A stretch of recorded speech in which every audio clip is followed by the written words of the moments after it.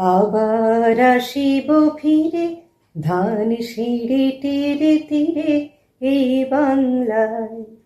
হয়তো মানুষ নয়, হয়তো শঙ্খচিল শালিকের বেশে।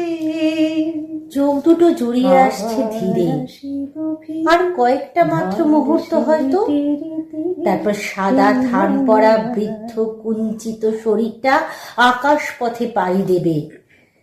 তার স্বপ্নের উঠোন, আম কাঁঠালের বাগান, বিল মাঠ, আর ফেলে আসা ভালোবাসার মানুষের দেশে।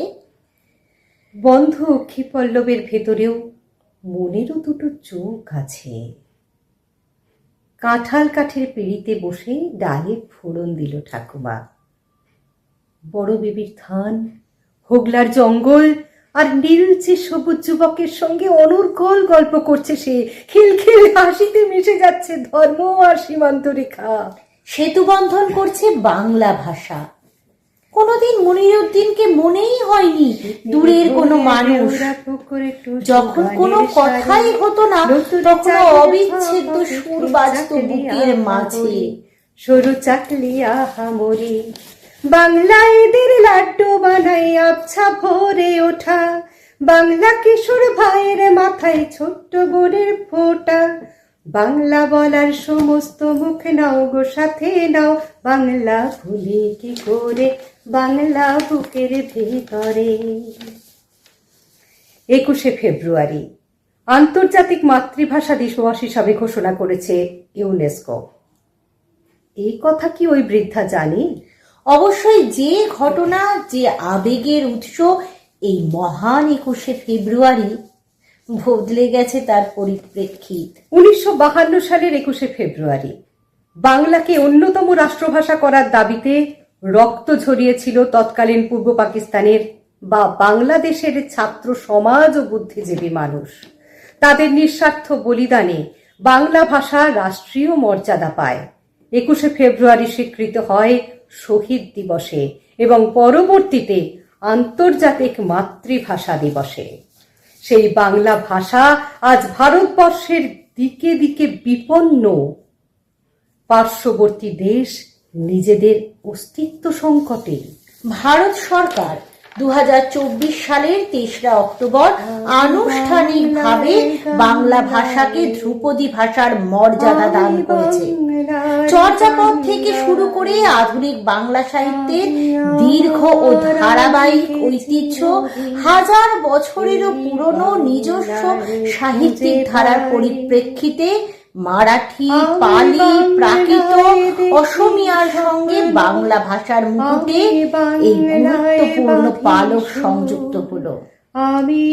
যে ভাষায় 1500 থেকে 2000 বছরের পুরনো গ্রন্থ, প্রাচীন সাহিত্য এবং মৌলিক সাহিত্যিক রয়েছে, সে ভাষা বারে বারে কেন বিপন্ন হচ্ছে? আমাদের চারিত্রিক সংকীর্ণতার জন্য। নিজেরাই গর্ব অনুভব করি না, সাধারণ সমক্ষে বলতে চাই না। 2-4 লাইন ভুল ইংরাজি হিন্দি বলে গর্ব অনুভব করি, তবে অন্যদের দোষ দিয়ে লাভ কি?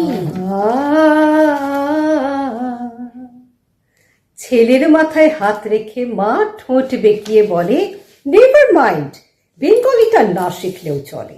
বাবা বলল, বেশ বলেছ বঙ্গমাতার কন্যে, বাংলা টাংলা আমার মতো অশিক্ষিতের জন্যে।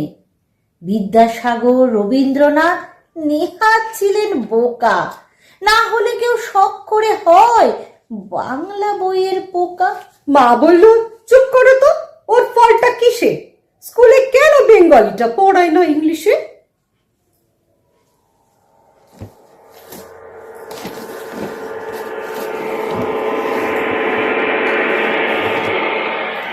সবকিছু মেনে নেওয়ার, মাতৃভাষাকে নিজেই অপমান করার মানসিকতার বিরুদ্ধে সেদিন সকাল হয়েছিল। আসামের বারাক উপত্যকার কাছাড়, কালিমগঞ্জ, হাইলাকান্দি জেলার মানুষ একজোট হয়ে প্রতিবাদ জানিয়েছিল অসম সরকারের বিরুদ্ধে। অসমিয়া ভাষাকে একমাত্র দপ্তরিক ভাষা হিসেবে মেনে নিতে পারেননি তাঁরা।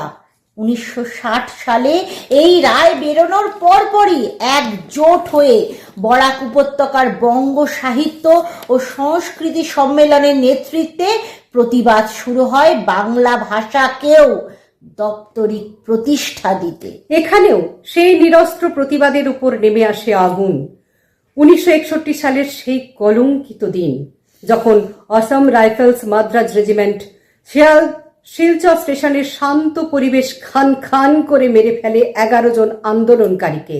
সেই রক্ত দিয়েই অসম 18 আইন 1961 ধারা 5-এর অধীনে ওই 3টি জেলায় বাংলা ভাষা দপ্তরিক স্বীকৃতি পায়।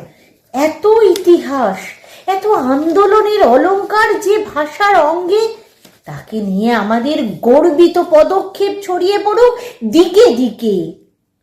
21শে ফেব্রুয়ারি আন্তর্জাতিক মাতৃভাষা দিবস, আর আমার মাতৃভাষা বাংলা। মোদের গৌরব মোদের আশা, আমরি বাংলা ভাষা। মাগো তোমার কোলে তোমার বলে কতই শান্তি ভালোবাসা, আমরি বাংলা ভাষা।